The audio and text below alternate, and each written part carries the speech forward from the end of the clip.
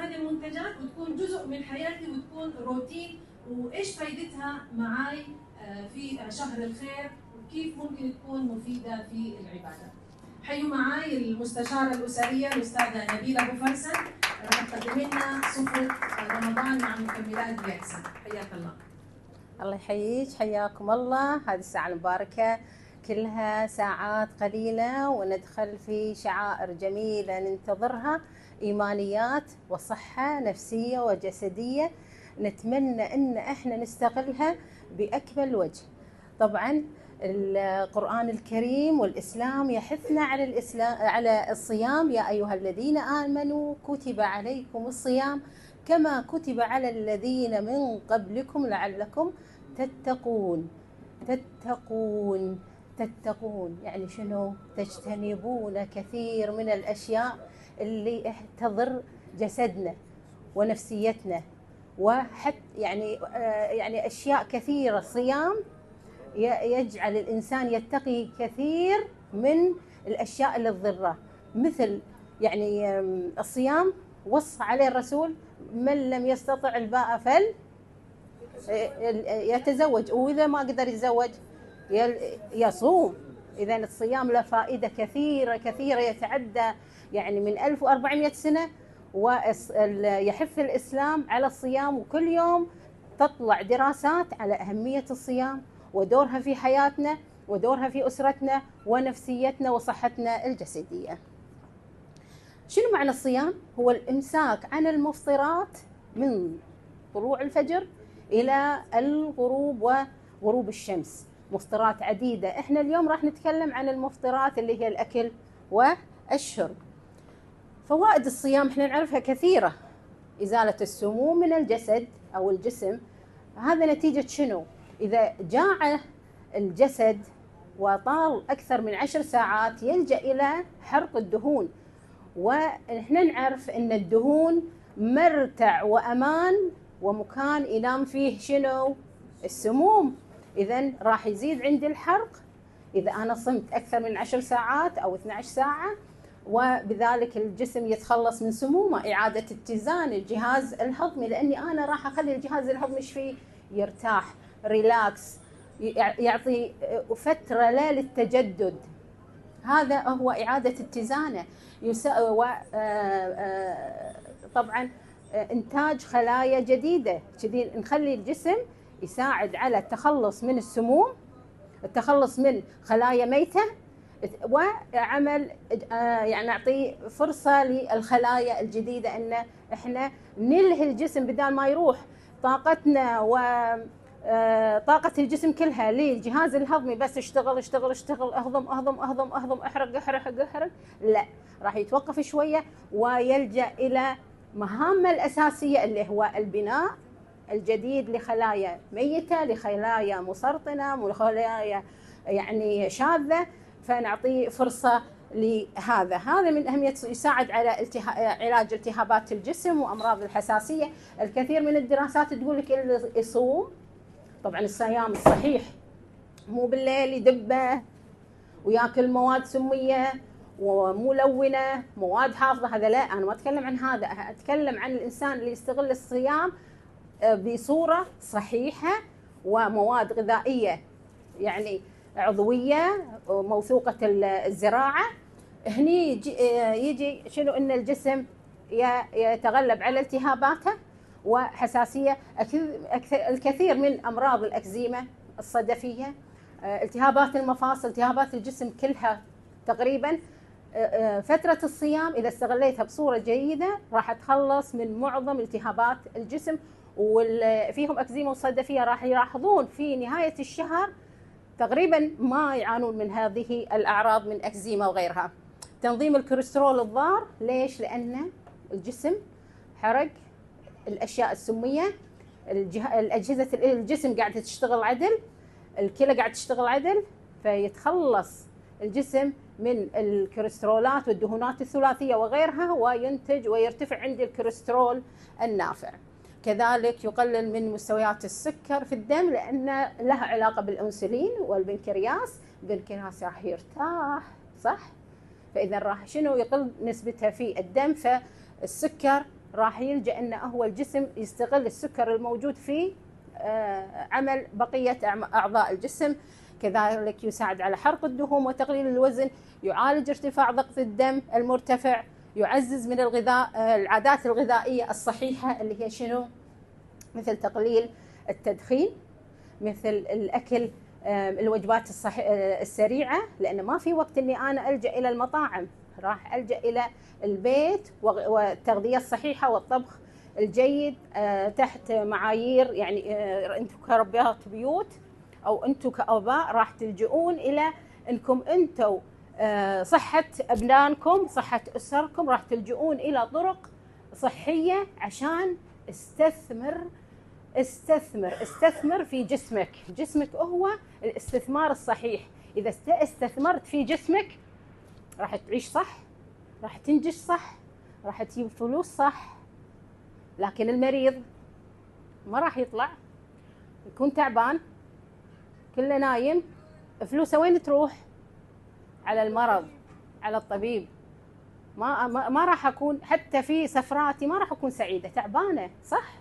لكن إذا كان جسمي صحيح أثناء السفر وأنا مستثمرة أشياء ذات جودة عالية مثل شركتنا المنتجاتها، راح تصحح لي أشياء كثيرة، راح أستمتع في حياتي حتى في السفرات، حتى في طلعاتي مع أسري ما أكون تعبانة، ما أصرف فلوسي على أطباء ومستشفيات. كذلك يعزز من جهاز المناعة، لأنه راح يرفع جهاز المناعة، يعدل البالانس اللي في الجسم، فنحيا حياة إن شاء الله سعيدة بإذن الله. طرق تحسين الصحة في رمضان. أول شيء راح أتكلم عن الفطور. لما أسمع طبعا أنا أتكلم الحين عن الإنسان العادي، طبعا اللي عندهم حبوب، مثل اللي عندهم غدة خمول درقية أو بعض الأمراض الثانية يحتاجون إن هم يأكلون حبوبهم على معدة فاضية. هذيلا حالات معينة نتكلم فيها إذا أنتم سألتوا، لكن أنا أتكلم عن العموم. فعند البدء بالإفطار 3 تمرات اللي وصى عليها الرسول صلى الله عليه وسلم، أحشيها من داخل، يا أحشيها ميكوفيجي يا أحشيها فطر ريشي، وأشرب عليها الماء.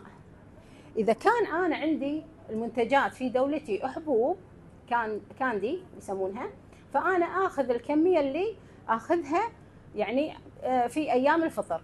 لكن إذا كان عندي بودر ممكن أنا أستغلها في إني أنا أجيب لي بطل الماء مثلا، وأحط فيها منتجاتي اللي أنا أستخدمها. مثل إيش كثر أنا كنت أستخدم ملعقة، إذا أحط في بطل الماء ملعقة فطر ريشي، ملعقة سبايرولينا، ملعقة عرف الأسد، مع العصير المولونزي طبعا مال الهضم. هذا العصير طبعا جدا جدا جدا رائع، وأنا أنصح فيه الكبير مع الصغير إنه هو يستخدمه. شربت الخلطة العجيبة اللي سويتها، يا إما مع ماء يا إما مع عصير، وأشربها مع 3 تمرات وأروح أصلي. ليش؟ لأن تكون المعدة متشفقة، جوعانة، تمتص كل شيء أنت تحطه. حطيت لها شيء مفيد تمتص المفيد، حطيت لها أشياء ملونة وإحنا نعرف شنو وأصحابها اللي يجينا كل رمضان، إذا أنا دمرت جسمي. إذا أنا أبتعد عن الملونات، ألجأ إلى الطبيعة.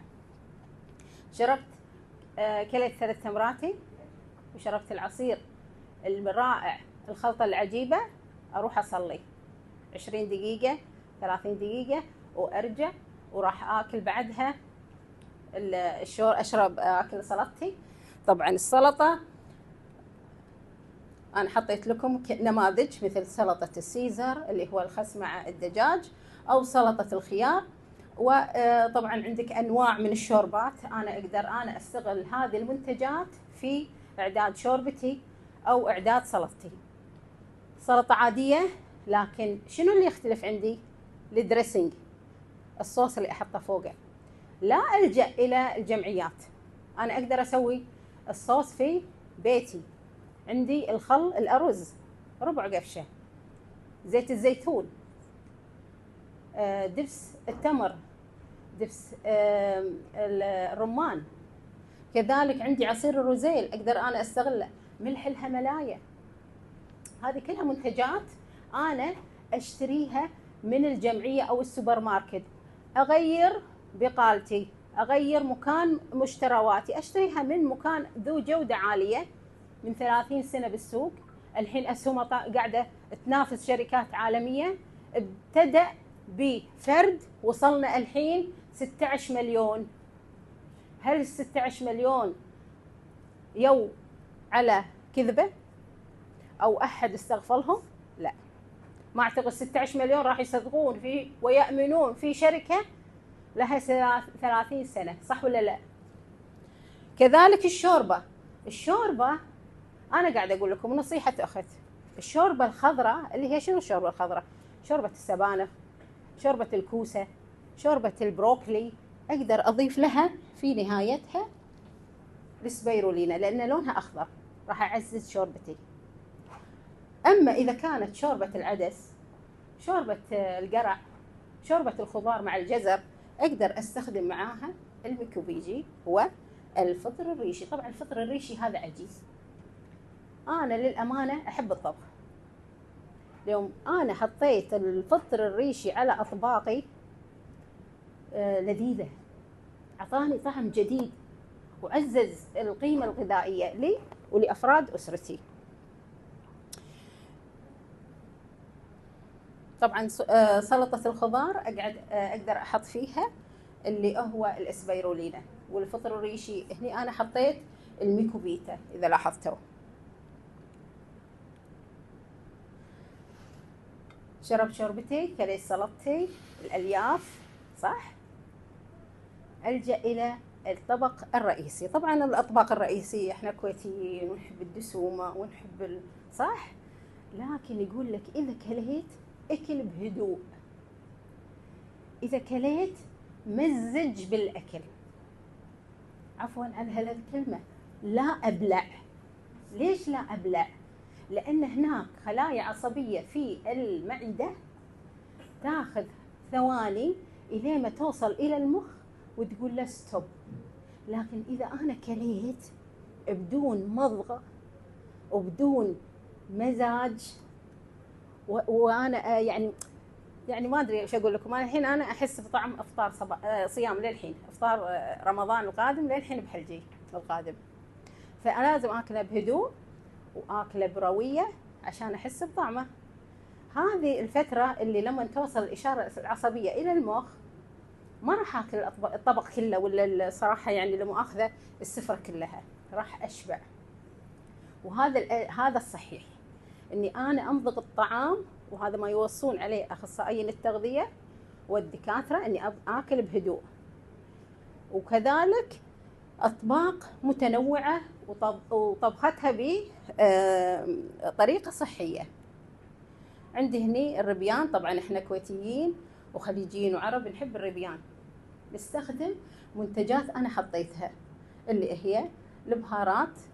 في بهارات بالسعوديه مال دي اكس ان موجوده بالخليج، عندنا خل الدي اكس ان، الميكوبيجي، وحطيت الفلفل الاسود والكركم، بصل وثوم، وما شاء الله من اروع ما يمكن. اكله مع اكل صحي، ما الجا الى الخبز الابيض، الجا الى القمح الكامل، او مثلا الخبز بالكتان او خبز بالشعير، اعزز القيمه الغذائيه اللي انا قاعده اكلها. كذلك الاندومي، شركه دي اكس ان حرصت ان يكون عندها الاندومي. طبعا الاندومي لها وايد صحي، في بالفطر الريشي وفي بالاسبيرولينا، وموجود في الكويت في اوقات معينه ما شاء الله، بس يوصل يمكن 4 أيام وينتهي من السوق على طول يخلص، وموجود في السعوديه ودول الخليج العربي. كذلك هني انا عندي اللي هو حلقات السمك مع البطاط اللي بهرتها بالميكوبيجي وملح الهيمالايا. عندي اعداد، طبعا انا قاعده اقول لكم اطباق كثيره، السمك، الربيان، الدياي، هني طبعا طاجن اللي بالفرن، هني عندي حمسه الكوسه مع القشطه. طبعا هني طبعا يعني يكون في تنوع في اكلي. طبعا هم وصونا قالوا لنا في الاسبوع لازم يكون وجبه لحم واحده ودجاج ثنتين او وحده، وسمك او ربيان او مأكولات بحريه هم ثنتين. يبقى لي من الاسبوع يومين راح يكون حق الخضار. هذه لسلامه جسمنا وصحته.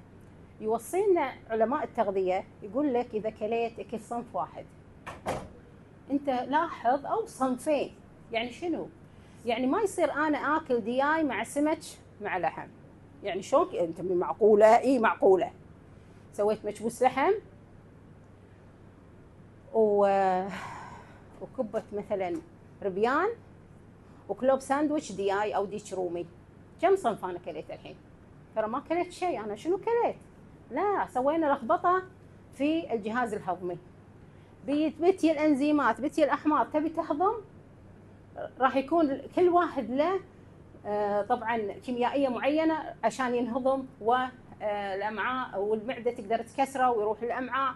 فشي يصير معانا؟ يصير معانا تخمه، ثقل في المعده، لان احنا ما اكتفينا بصنف او صنفين. يعني مثلا انا سويت دياي، اسوي شوربه الدياي، اسوي مثلا كلوب ساندويتش بالدياي هذاك اليوم.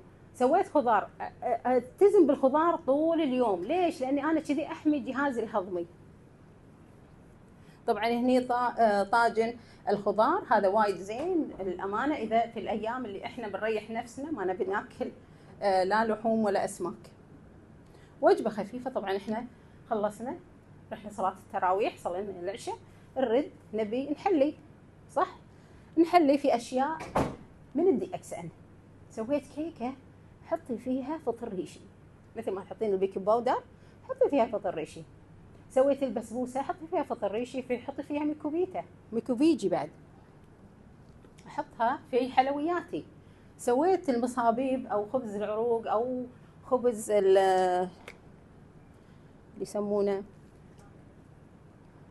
جباب، اللي هم الامارات يسمونه خبز جباب، احط فيه الميكوبيتا، احط فيه الميكوفيجي. اعداد الخبز، اعداد اي فطيره بسويها في البيت، اي فطيره احط فيها الميكوفيجي، تساعد على الهضم، تشد الجسم، فيها مواد ترى تشد الجسم. وهذه يعني حقيقه الياف يحتاجها الجسم في اثناء الصيام، لاني انا بحرق دهون، احتاج الى شد، احتاج الى رياضه، احتاج الى شرب ماء، صح؟ طبعا هذه المشروبات.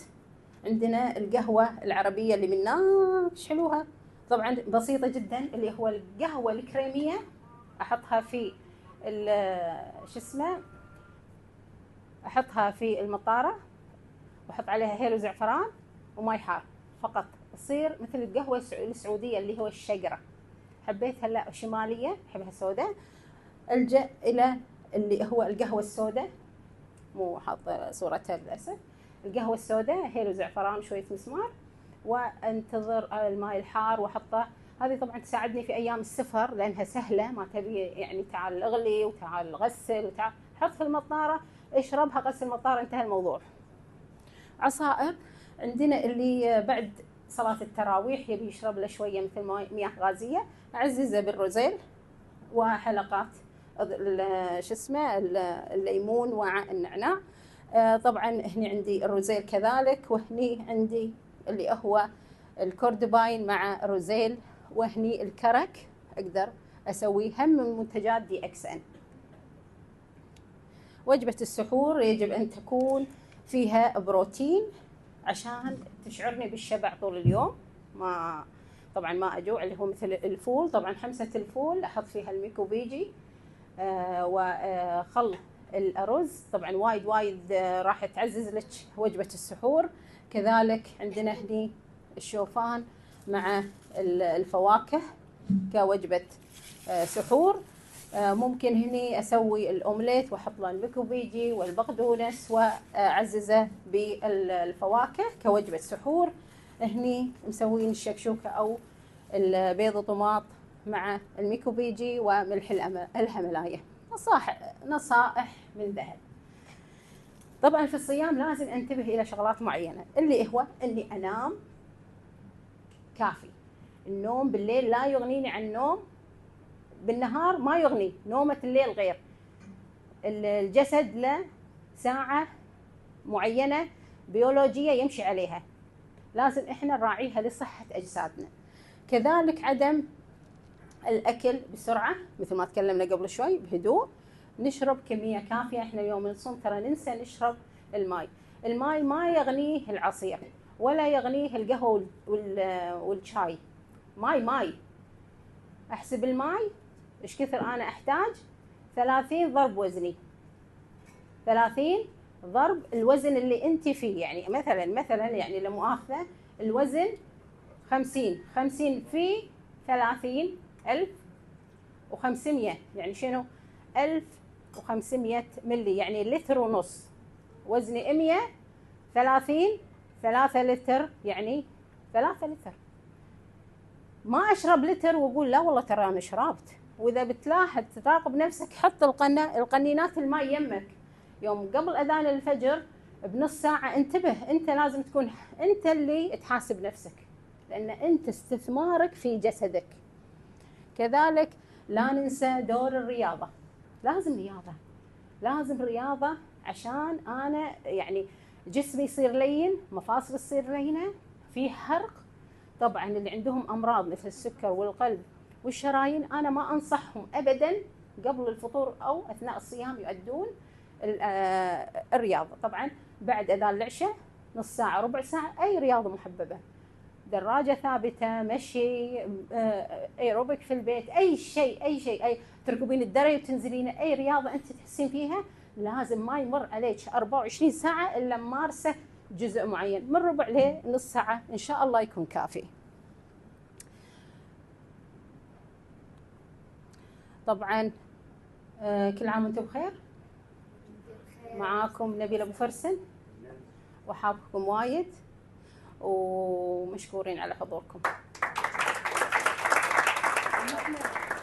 حطيتي صور وايد، يعني احنا بس كذي بس بنشوف ولا نبي تطوقي لنا شيء؟ اكيد ان شاء الله نذوق. شنو بتطوقي لنا؟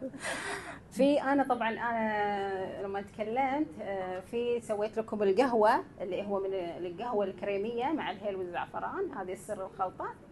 كذلك سوينا الهوت شوكولات الايطالي من الكوكوزي، وللامانه يعني انا كلي ثقه في نفسي صراحه، الكل اعجب فيه، قال واو. وحتى انتم اذا ذقتوه تقولون واو، انا متاكده.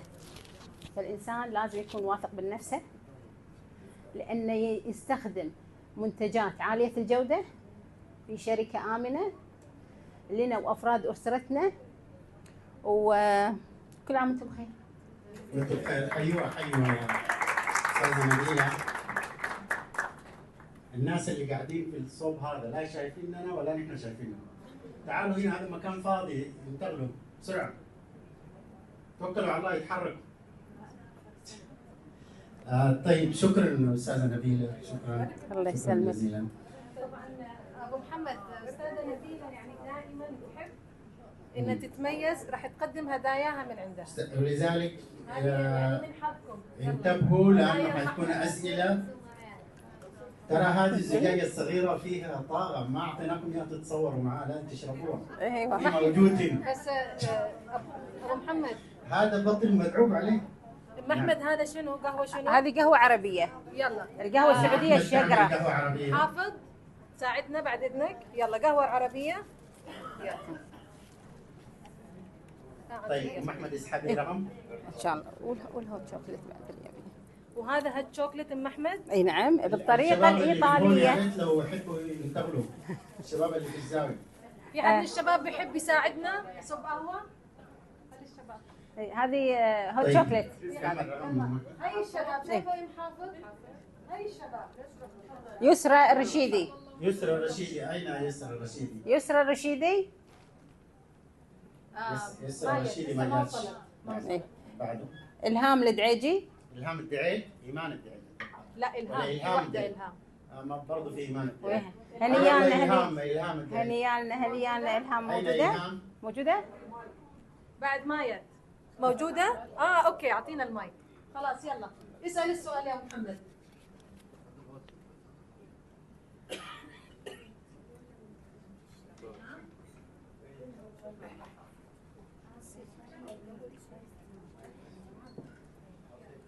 طيب نسال السؤال. الدكتورة الأستاذة نبيلة تكلمت عن مكان معين تنام فيه السموم، استخدمت هذا التعبير، قالت السموم في الجسم تنام في مكان معين. وين هذا المكان؟ نعم؟ الدهون. لا، ما في شخص هناك المفروض يجاوب. اعطوه المايك. لا، يجاوب صاحب السؤال. الدهون. الدهون. بالاخر. وينها هي الاخت؟ اللي معاه المايك. بالكبد. الكبد غير صحيح. تنام تنام تريح فيه. اي مو نتخلص، لا. الدهون. في الدهون، نعم في الدهون. الكبد شنو وظيفة الكبد؟ تصفي الدم وتخلص من السم. طيب بس هي استخدمت تعبير جدا رائع، قالت انه ما تخلوش السموم تنام في الدهون. ايش بتقصد هي؟ يحرق الدهون. صح؟ نعم، مارسوا الرياضة. طيب اعطيتها جائزة؟ اجابتها صحيحة؟ اي الدهون. حيوها. ايوه تفضل. اليوم ام عبد الله ما شاء الله عندها هدية لكل حد. مين هذا؟ آية.